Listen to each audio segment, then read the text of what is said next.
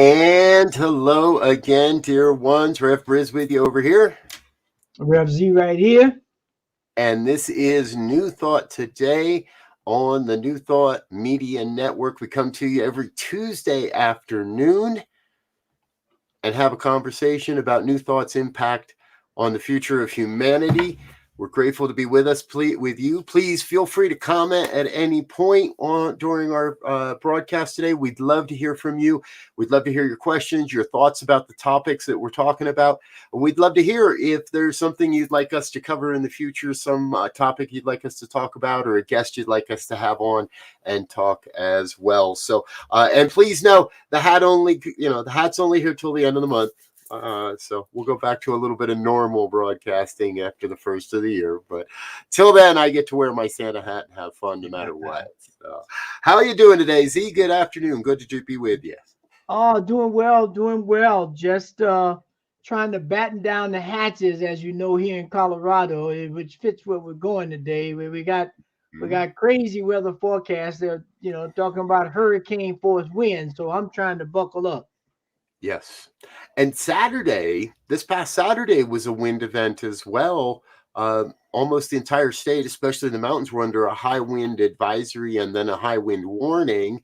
But this is like looking to be even bigger of an event. So, and folks, we want everybody to know our hearts, our prayers, our thoughts, our actions, our deeds, all of us are with the folks throughout the Midwest, Kentucky, Missouri, other states, all the places that have been affected by high winds in the past week. They get to be tornadoes. And we get lucky. They come off the mountains. They're not quite tornadoes yet. As they keep going, they become tornadoes. And everything to the east of us is prairie land for quite a ways. So our hearts, our prayers are there. That's a tough one to wake up to, Z, sometimes. Yeah, it is, because of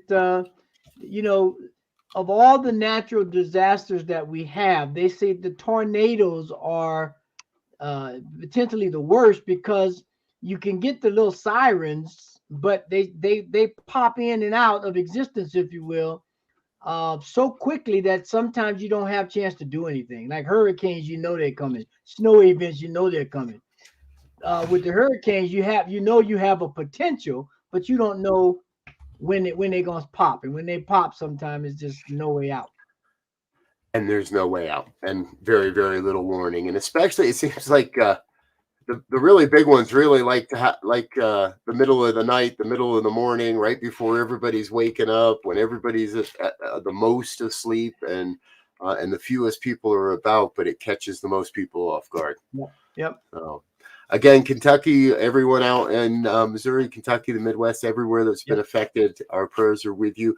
And, it is, as you alluded, Z, this is today's topic. We're taking a new thought on climate change. Because, well, to me, the facts speak for themselves. There's no doubt that our climate is shifting, and we're going to look at a number of things that prove that in our minds today as well.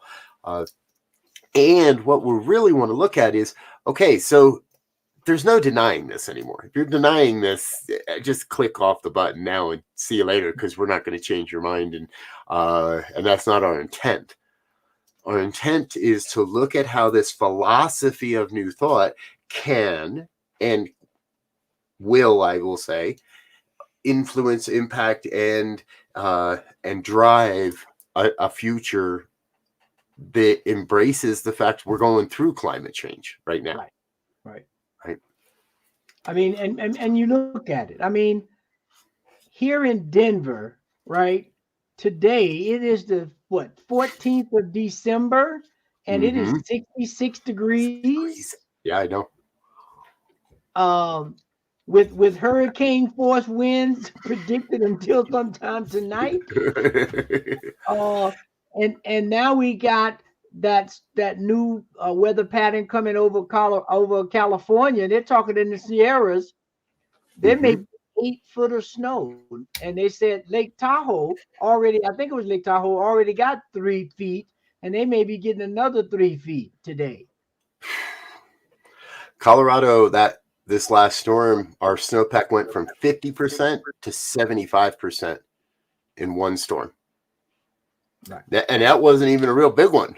Right. So it's now, and you just made me think about, when for Colorado, the perfect storm, right, that has the maximum effect on us and the rest of the country is one where you get moisture coming from the Pacific, you get the cold coming from out of Canada, Washington way down, and you get moisture coming up out of the Gulf. Now, we haven't had one of those in a while. The last time we had one here in Colorado, we shut down for a couple of days. But if that happens now with the way the patterns are now, you could get a massive storm that just slowly circles across the country. That would be a major impact in terms of what the heck is going on. Right. Hadn't thought of that one. We got hurricanes, and folks, again, I think the evidence is right in front of us. Increased fires, the intensity of wildfires year in, year out, continue to get bigger and bigger and bigger. The hurricanes coming out of the Atlantic continue to get bigger and bigger and bigger. We don't hear about it in our news, but the typhoons that hit Asia and Japan and other parts of the world, those continue to get bigger and bigger. Yep. We're seeing more sustained, larger tornadoes than ever before. And I heard an NPR piece yesterday. Really, there is no difference between the tornado and the hurricane. It's just kind of how it forms, and we're not quite as afraid of tornado or hurricanes, I guess, because we can see them coming. We know they're moving a lot slower. It takes them a lot longer to form and to get to where they're dangerous, where the tornado just pops up in a minute. Right. But the end result the same is the intensity and the ferocity of these storms just continues to keep growing and growing and growing. Yeah, and going forward, then the key, I think, is how do we begin to devise and implement solutions to help with this problem? Yes. Of and those solutions. Is that your climate change notification? We set notices, so we get all that latest info on our topics, folks. So, and I was sharing a story with Rev Z a little earlier, and we want to share this with you folks too. This is, set this up for you real quick. This is from what I believe is an international organization, a professional organization, and I think you'll understand why we're sharing it. I want you to, I don't want to give it all away, but just listen to this and we'll be right back. Check this out. We all know the havoc climate change has wrought on our lives. That's why America's architects are taking action to ensure every building emits no carbon dioxide. Join us. It means the world to us all.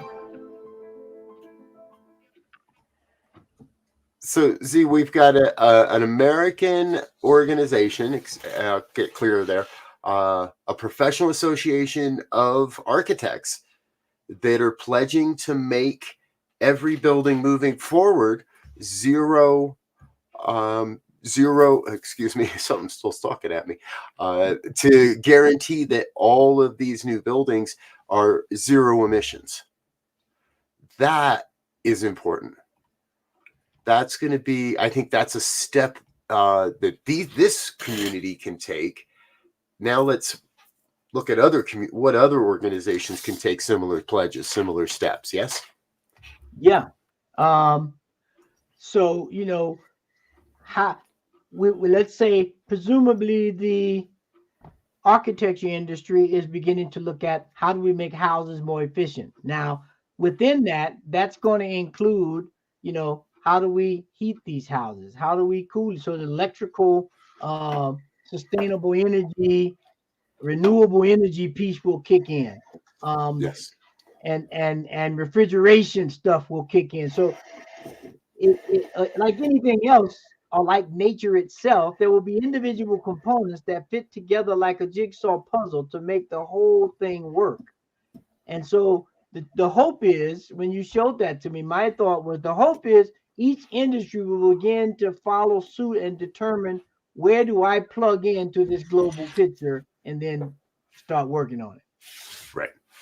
And what I love this story. I love this concept that this, at least there is this group. I do see some of the limitations as well. And we're watching one of those play out here in Arvada, Colorado, right in my backyard. Basically, just a few miles from here, there's a small housing development that was started as a green development. And the architect was very much on board with this idea. The original developer was very much on board with this idea. And they started their housing development completely green. No carbon emissions, no fossil fuels, no natural gas, no their own contained electric grid of solar and wind. They were grazing goats to keep the landscaping and the whole 9 yards. And unfortunately, the original developer ran out of money. Oh, wow. Decides, has to sell the project, sells the project to another developer who makes promises to the city that he'll keep it that way and will continue to build in that way. And we're not going to change anything. And 4 months after he was all approved and bought the property, he dug a gas line and drove a gas line right down the main street of this little community into the back properties where they are putting up single family homes, and totally ruined the whole concept of it. Wow. Totally took it. Now, that's a bad actor ruining a great project. And it still points to me to the promise that this can work and this can happen. We've just got to make it more economical to stay away from the gas and the fossil fuels, make it more economical for developers to develop in green ways. Yeah. And if an architect draws a house, but the developer still puts a gas line and a gas stove in there, they don't have to change the architecture drawings too much to ruin the original greenness of a building, I guess is what I'm saying. So we need everybody on board more so. That's a great start with the architects, and we need other industries on board also. Right. And some of you may have seen already that Elon Musk was the person of the year, Times Person of the Year. And we know with the Tesla and what he's doing there, what he's contributing, although, people they can say what they want to say. The guy is brilliant, no doubt. And he is making some ways to change things. Right. So, right. Because the biggest thing, I think, the bigger two components would be housing. How do we make that? How do we make houses with material that does not destroy trees and mess up the inherent nature of the earth itself? And how do we effectively heat and cool those places without using gas or minimizing the use of all of the fossil fuels that we currently use? So I don't think there's an all or it's both and, I think. And chemical refrigerants, right? The various forms of greenhouse gases, methane emissions, again, refrigerants, and we overuse these things to such a degree that it's going to take changes. It's going to take pretty heavy duty changes. Right. And I was going to say, and you just made me think of the as these different parts come in, like once we do that, we got transportation, right? We got transportation to get the supplies to the building site, and then we got transportation to get the people from home to work, which is another major source of global change, right? So now that's where those pieces of the puzzle. How are they going to do it? Now we know we got the electric car, but how do we get cars off the road? And then here's where we get to the serious think tank guys, right? Because now when we do that, there's going to be some unemployment that happens because we're going to have As opposed to Right. having 100 truck drivers, we're going to have 10 trains, high-speed trains or something. So, Yeah. that they got to look at this thing really intricately to figure it out. Yes. It's not this. It's not going to be the same old system. I saw a story today of a major investment bank, kind of private equity firm that bought up a local truck driving school here in Colorado. Now, that may be a great short-term investment. I don't know, but I can't believe that it's a long-term investment that's going to be profitable unless you retool what you're doing with that school. Because I truly believe, yeah, trucks are necessary right now, but we have to adapt a new way of doing that, of how we move goods around this country. Well, let's look for, hey, who do we know, folks? We're going to ask you, the audience, who do we know that's an expert in transportation that we can have on the program and have a conversation with about how we can transform any one of these aspects? Because what you hear on this program all the time, Z and I talk about it all the time, is it's always got to be a holistic, whole systems perspective. We cannot look at any of this stuff from just one aspect. Yep. We've talked before of shifts in jet fuel and what that's going to mean for that industry, and we talk about all these different things are all interlaced. So anytime we jump into a conversation, well, we could end up almost anywhere. and the other thing too, we have to begin to put into the model is that we may have to add, in some cases, 2-3 years to get a deliverable product, as opposed to doing what's expedient and then exacerbating the situation.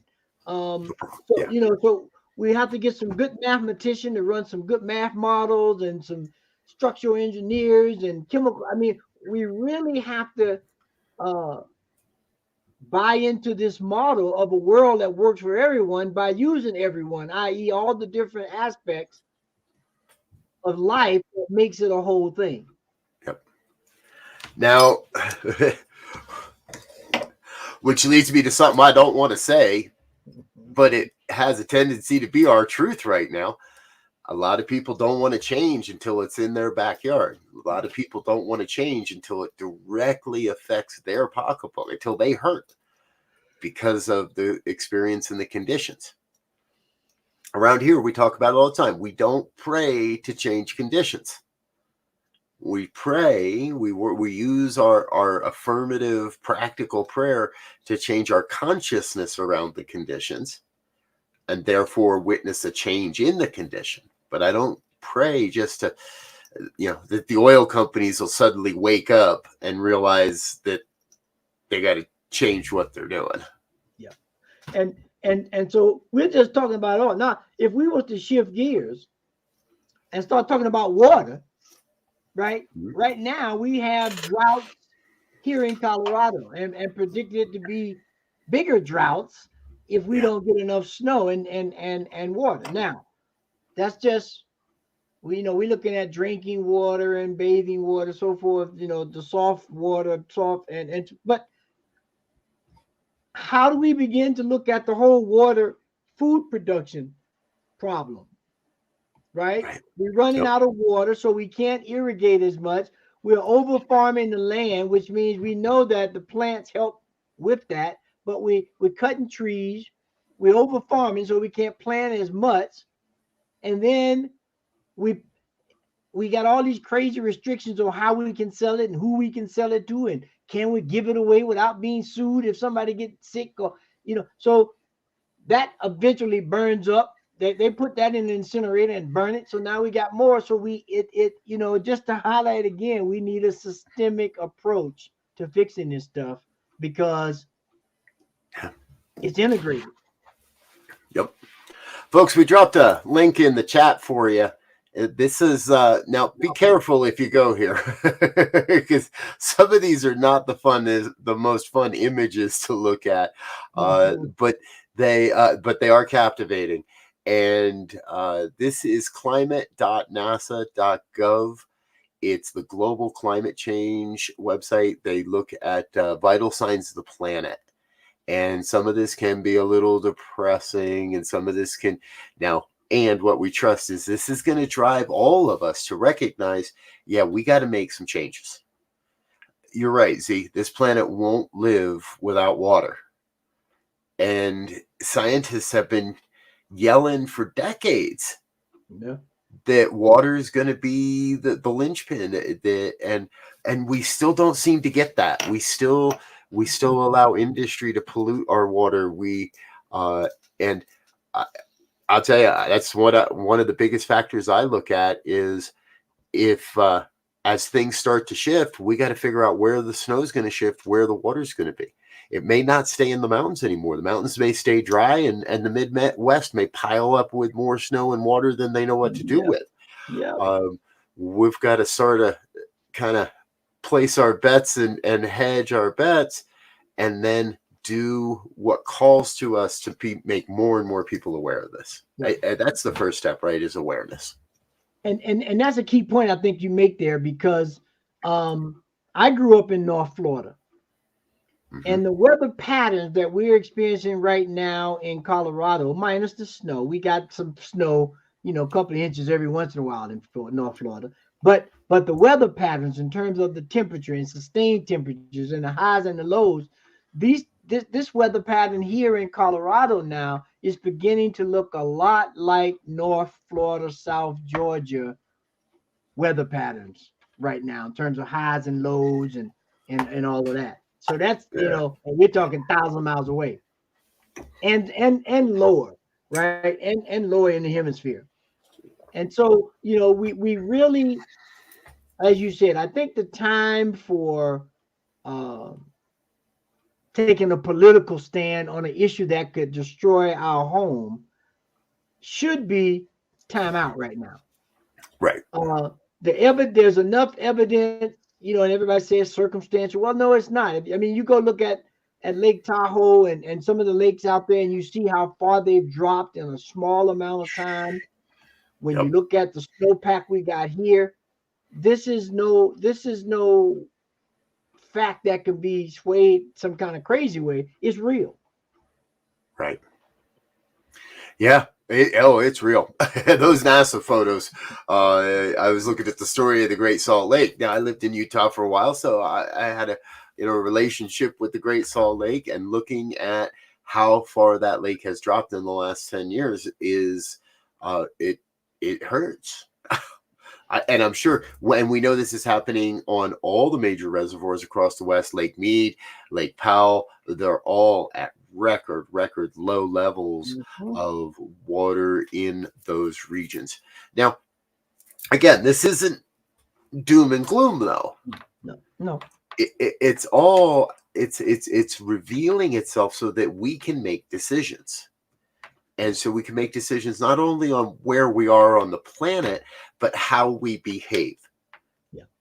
People have survived in the Sahara and in deserts for centuries. The world, the planet, North America turns into a giant desert.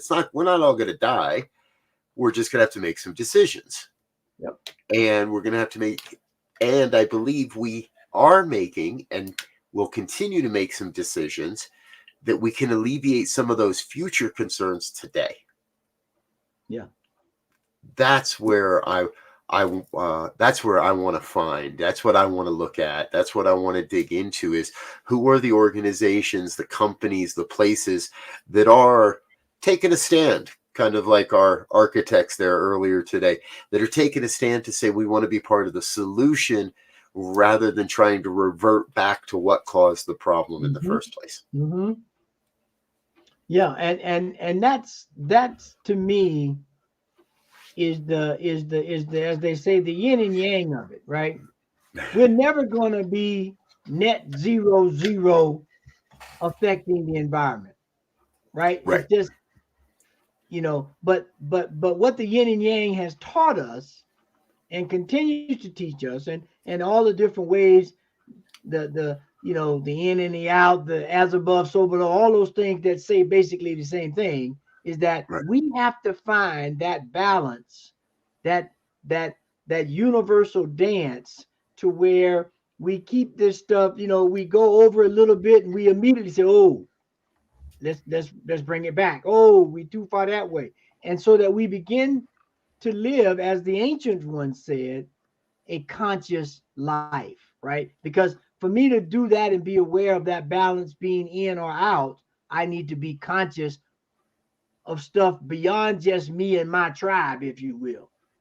I got to Right. take in some other tribes, whether it's the buffalo or the deer or the people next door or whatever, and begin to figure out how do we work together and understand that the only guarantee that we get when we check into this thing called life through the process of birth is the process of death on the checkout. There's nothing Yes. else guaranteed. We guaranteed to leave, but anything else, we can come up with all kind of theories. So if that's the case, we need to try to make this the best place to live as long as we can, and set up something so that it's sustainable. Yes. Absolutely.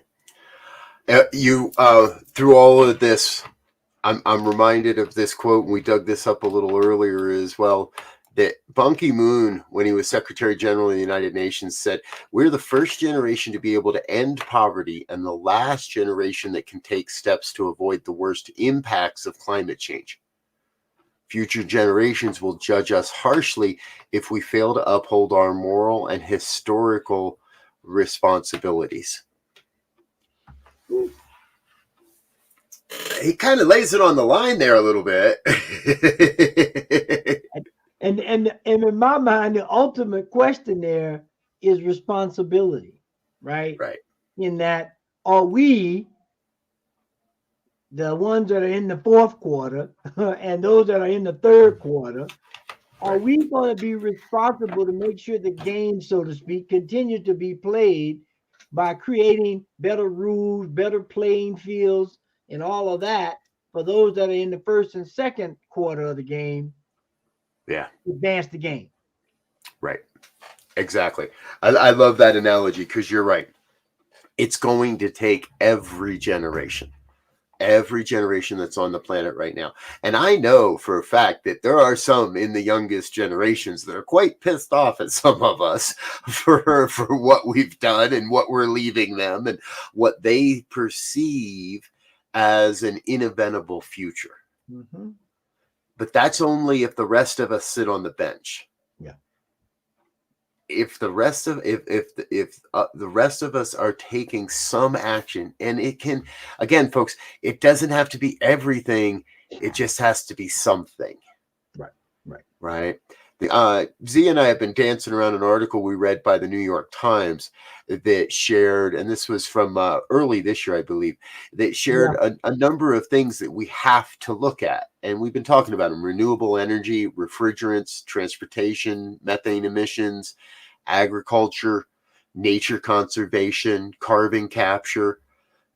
Any one of those can go a huge way to supporting the overall systemic health and healing that's going to be necessary to weather what happens. All puns are intended. To weather what we're going to face over the next 10, 20, 30, 50, 60, 80 years of human history of planet Earth. Right. And I love games and sports analysis in terms of making these kinds of points sometimes, because, there's one thing that coaches tell their players, or parents tell their kids, or, mentors tell their players, is that, look, if you want to get in the game and making an impact, you can't be getting ready. You got to stay ready, because you never know when your number is going to be called. And you don't want your number to be called and you say, wait a minute, I got to get ready. No. There's no get ready. You got to be ready right now. And so that's how we have to begin to look at these things, I believe, is that we have to stay vigilant, as they say, about what's currently impacting the environment and what potentially may be on the horizon that could impact it, that maybe we can shortcut or short circuit. because I've been here in Colorado for over 20 years now, Mm-hmm. and I've seen a markedly difference in the weather that was here when I first came and what it is now in 20 Yep. years. Right. Oh, yeah. Me too. Yeah, absolutely. There's no question. And, you know, folks, one of the ways we, around here, the New Thought Media Network, one of the ways that we like to stay on top of the future of it that's going on is one of our programs called And Now the Good News. It happens Friday evenings at 5 p.m. Mountain Time. And what we do is we come together and we share oftentimes many of the environmental stories, but many of the stories that are impacting the future of how we're going to get to live on this planet. So we're going to take a quick moment here, share with you a little bit more about what we do around here on the New Thought Media Network. Give Reverend LZ a chance tonight to grab a drink of water and hit the restroom as it might be. This is New Thought Today. We're looking at a new view, a new perspective on climate change. We'll be back in just 1 minute. Between now and then, help us say thank you to a few people.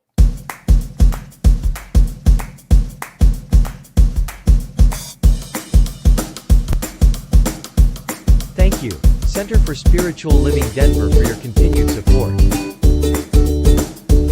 Thank you, Center for Spiritual Living Midtown Atlanta, for your monthly contribution.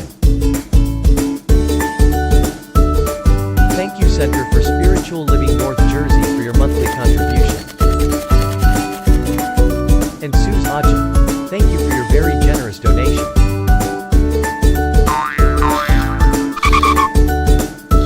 And a special thanks to Hefferland Foundation for your generous technology grant. And a big shout out to all our committed donors.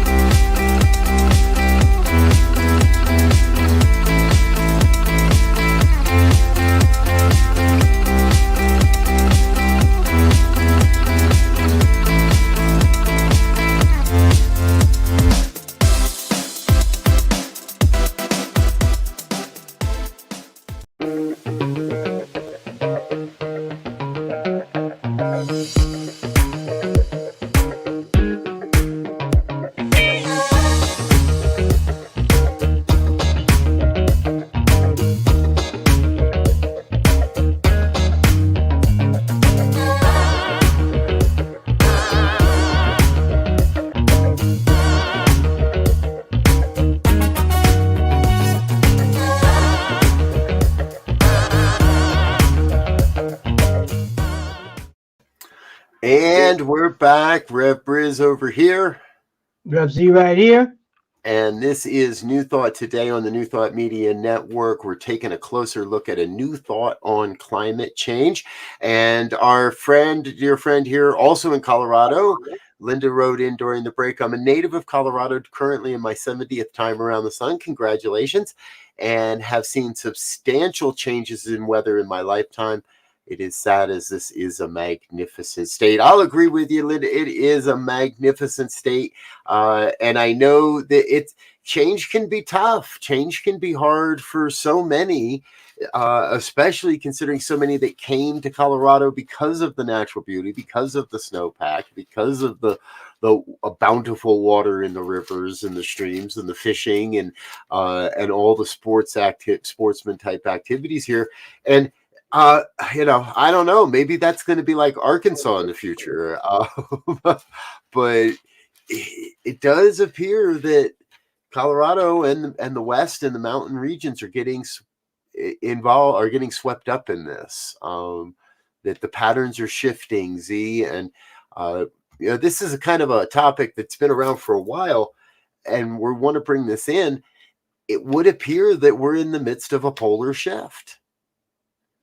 Yeah, well, I mean, you just look at the forecast they had down in Maui, right? In Hawaii, they were scheduled to get over a foot of snow in the mountains. And I don't know if they got that much, but they did wind up getting like 15 inches of rain that just flooded everything. And then I saw another article where in the Sudan, they had biblical type floods in the Sudan within the last month. And so we're looking at these, right now they appear as isolated events, right? But those isolated events are happening all over the globe more and more frequently, which oftentimes indicate that there's a pattern forming here that's going to increase. Yes, exactly. And we are seeing a shift in the North Pole at a yearly increasing rate. In 2017, I think it was up to 25 miles an hour or a year, excuse me, not an hour, but 25 miles in a year that magnetic north shifted. Now, this is not unusual. And while in geological time, Earth goes through a polar shift relatively often, every 300 to 350,000 years. We're at about 750,000 years, as best we can tell, since the last one. It means we're twice well overdue for this experience. Mm-hmm. We cannot definitively say that a polar shift leads to a mass extinction event, but it does lead to severe and shifting changes in the climate patterns and storm systems and all of that. The most recent measurements indicated that the pole is now up to between 30 to 40 miles per year in how it's shifting. And we're seeing a weakening anomaly of the change in the magnetic vibration, the magnetic environment in South America and across the South Atlantic, heading towards Africa. And that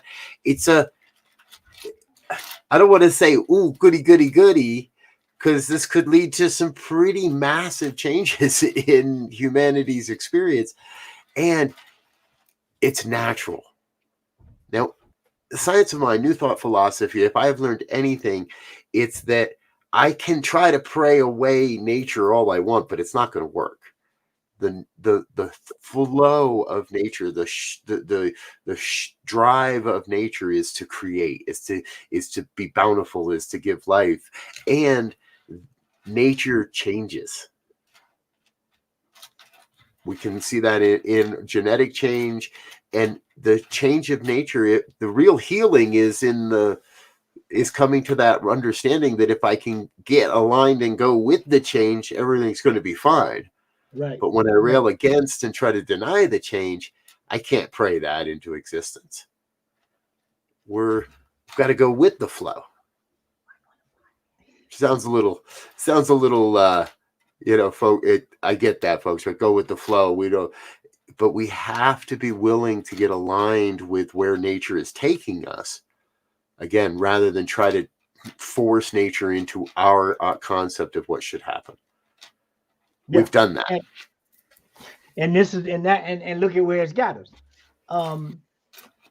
We this whole idea partly is I think is caused by this whole idea that humankind was put here to conquer the earth. Right.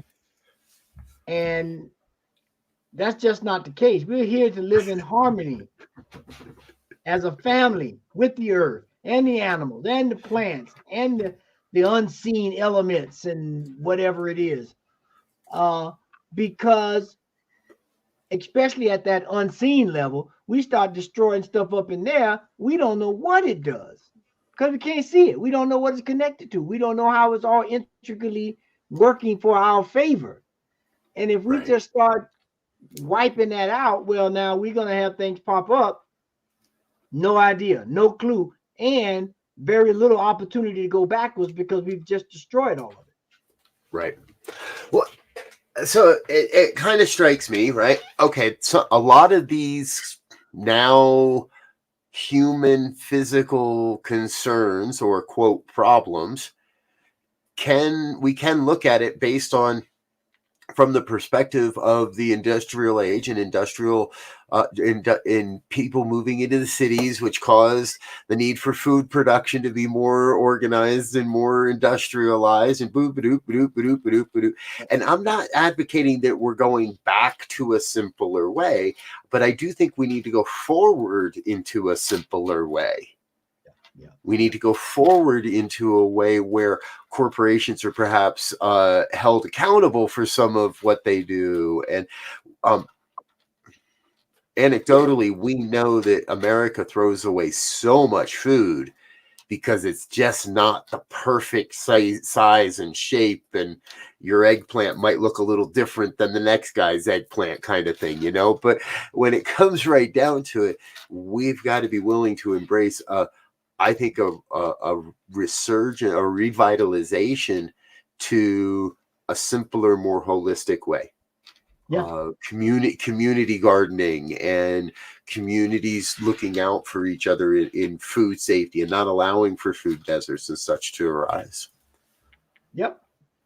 And what has to happen, I think, in some ways, is the fact that we have to begin to really take serious the biblical statement, which is the most prevalent. Are you or am I my brothers and sisters keeper? And the answer is yes, you are.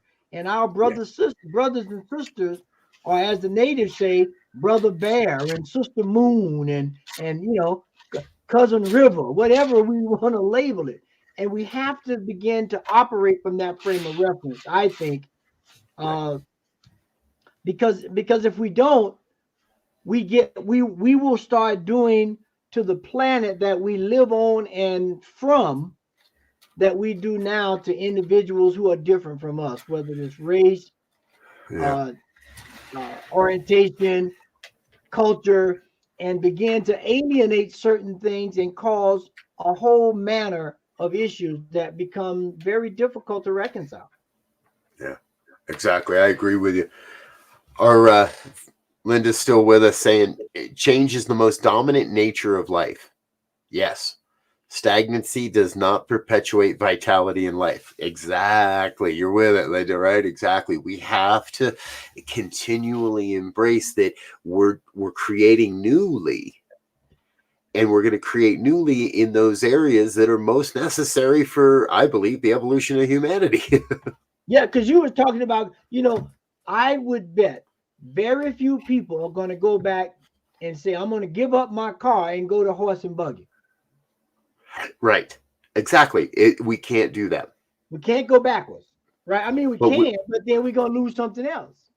But we can go forward to embrace electric vehicles or a biodiesel type vehicle or electric bikes. Yeah, there's plus with the not yet passed new legislation coming in, you could get up to 30% of the purchase of an electric bike back in tax credits next year. Going to drop 30% of the cost in tax credits. So there's alternatives. We know they're happening. We talk a bit about, let's look at more intentional communities and how communities can come together to work together to ensure these things are happening. it doesn't. But you're right. I wouldn't go back. None of us are going to go back to a horse and buggy. Unless there's an EMP and the aliens fry all of our tech. But I don't see that happening. I think the poles are going to shift before the aliens come down. I think they might be just waiting until they see what happens. All right. We'll give you guys another 10 years. We'll see you.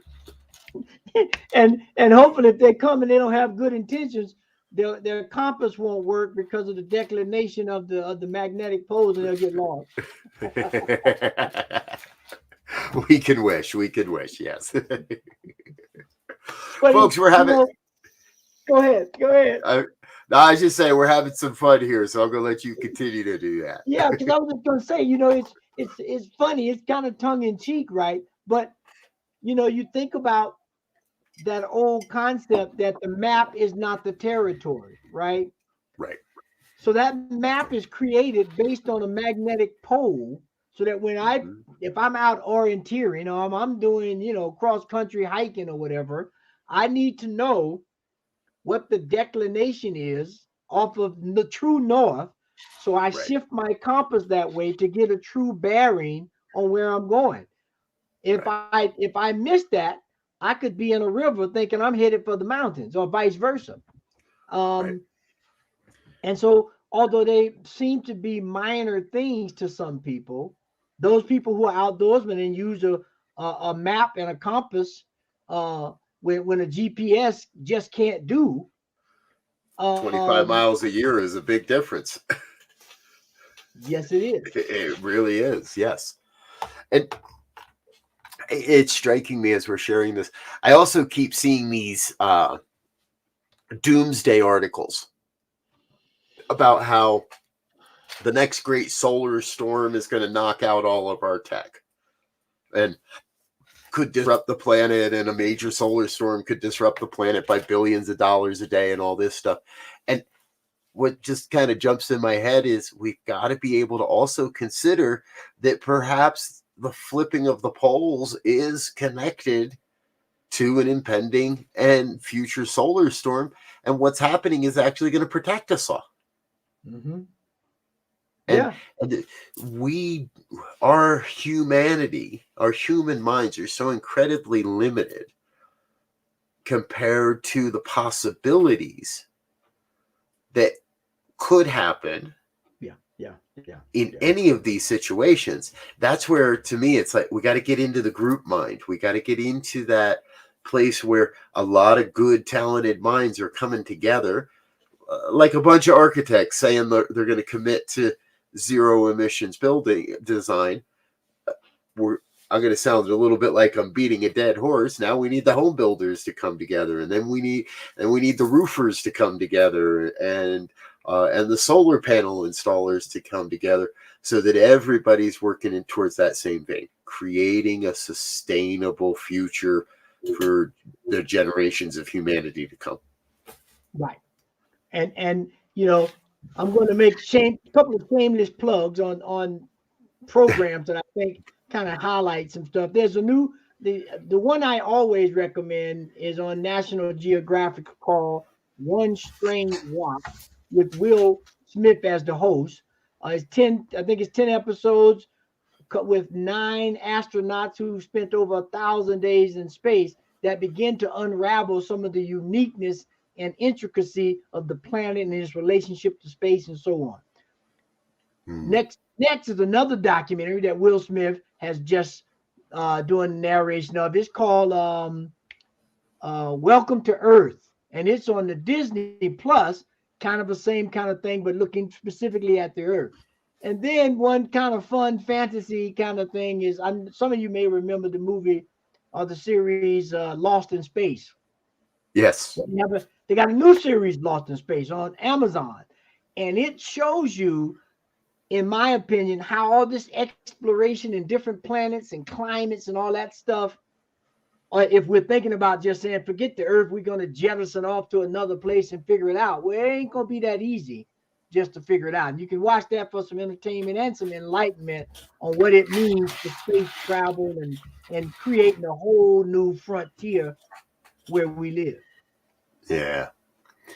I've watched the reboot of Lost in Space. I did love it right up until the end, and I'm in that camp that didn't like the ending. Like, I didn't like that, but but there is a lot of good in there, and always remember, people, science fiction becomes science fact, right? What we see as science fiction today will be in some way, some form, some aspect.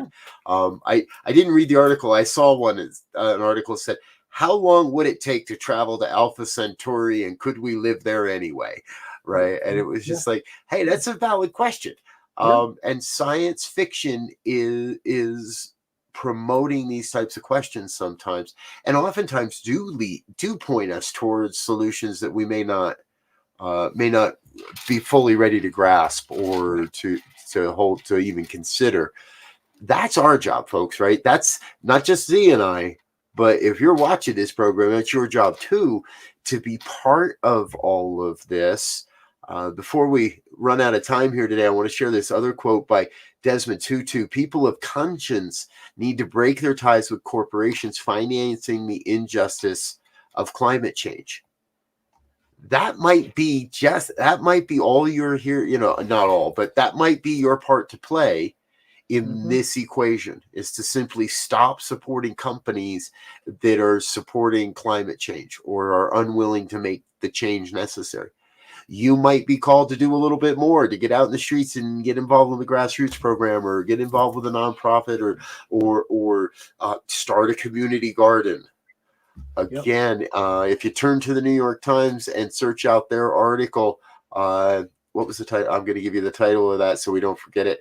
Explore 7 climate change solutions. Yes. By the New York Times. They outline our top areas that we really want to look at here: renewable energy, refrigerants, transportation, methane emissions, agriculture, nature conservation, and carbon capture. Now, some of those I'm not qualified to work in any way, shape, or form. I wouldn't know how to capture carbon if you gave it to me in a briefcase. But I can definitely lend my ideas to conserving nature, to planting appropriate plants in my garden and in my yard instead of Kentucky bluegrass and such. Well, and the other piece of that is too, it begins to highlight some areas where there's going to be developing industry or developing jobs or careers in terms of, where people can find employment. I looked at something this morning on the news, and they were talking about the displacement. They're talking about a strike that they were having at Kellogg's factory and stuff, and so forth and so on. But the point that they were really making that was hit to me is that for people to make a living wage now, those jobs are in healthcare, they said fast food, and something else. I forget the other one. But the challenge is a living wage, they say, for a single person is right around $3,400 a year, which is $16 an hour. 34,000, right? Yeah, 1,000. Yeah, 1,000. 34,000. And so we know, I don't know where you're going to live for one person on $34,000 a year, let alone a wife and a kid. Even if you got both wife and husband bringing in, 68. Right. Oh, there's no way my family would survive at that. Right? That is poverty level in most of America right now. And part of that is we've driven. That's another program, folks. We could be. But I want to bring in that these areas that the New York Times is pointing out, and what's going to be prevalent to save the planet. Now we got a double whammy. We can save the planet and get skilled people at all levels to help attack this issue. Yes. Some of my understanding also is there are tons of good jobs in renewable energies if you're willing to climb a tower and fix a turbine. If you're willing, and it's not all part of it. I think this is going to be maybe my last word, but I think America as a whole, we got to get up off our asses too, and we got to go do something. And I think too many of us have become a little too accustomed to not working outside of a chair and a computer. I get it. Manual labor is not for everybody. You got to be young. And somewhere along the line, we devalued some of that work, I believe. And it's time to reevaluate how to compensate people adequately to have, so that you don't have to be a CEO or a corporate raider or whatever to have a beneficial income. Yeah. And you know, that picture you did just put a picture in my mind about, you know, we got to go out and do something. It reminds me of this joke that there's two vultures sitting on a telegram wire just waiting. You know, a third one flies up and say, "What y'all doing?" He said, "Oh, we waiting for something to die." And the third one, who just flew up, said, "Man, forget about that waiting for something to die. Let's go kill something. Let's get some actions going. If we sit around here and wait for something to happen, we may be dead." Yeah. So action, get something done, move forward, come up with the plan, recycle, compost your food. I mean, they seem small, but they help. Yeah. And every little bit helps when we're in a situation that we're in now. Yep. If you don't have a composter in your backyard, or you live in a place where you can't have a composter because you don't have a backyard, there are still ways to make it all happen. If you have property and you're not composting, I'll come and give you a composter. We'll come build you one. Mm-hmm. But if you're in an apartment, you can't do it, get started. Get it going in your building. There are all kinds of companies and organizations out there now that can help you get started with a composting program in buildings, in high rises and in larger buildings. So if there is a way, if there is a thought, there is a way. Yeah. And you can make that happen. Folks, we're going to get out of here for today. This is New Thought Today here on the New Thought Media Network. Please do let us know. Send an email. You can send that to ministertalk@ntmedia.org. Trying to find that banner for you real quick. Send that to ministertalk@ntmedia.org. Nope, it got missing. There it is. Give us your ideas. What would you like to see in 2022? What guests would you like to see? What topics would you like to see us talking about? Let us know how we can make this a bit more valuable of a program for you as we continue to explore New Thought's impact on humanity's future. I'm Rev BRZ. I'm here with my dear friend and co-host Rev Z. And as we always do, final thoughts before we go. Find a way that you can help. Compost, recycle, get long wattage, low density bulbs. Whatever it is, find your space in this journey to a new way of living, and let's get moving. Yes. I'm with Z. Do something, do anything, do at least one thing, because even one thing will get us moving in the right direction.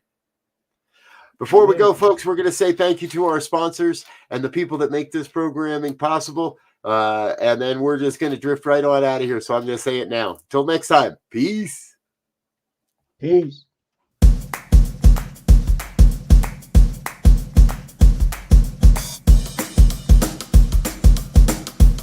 Thank you, Center for Spiritual Living Denver, for your continued support.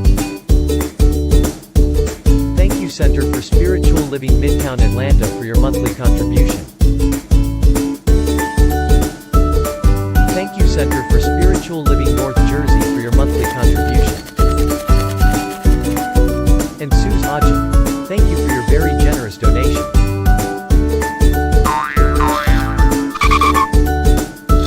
And a special thanks to Hefferland Foundation for your generous technology grant. And a big shout out to all our committed donors.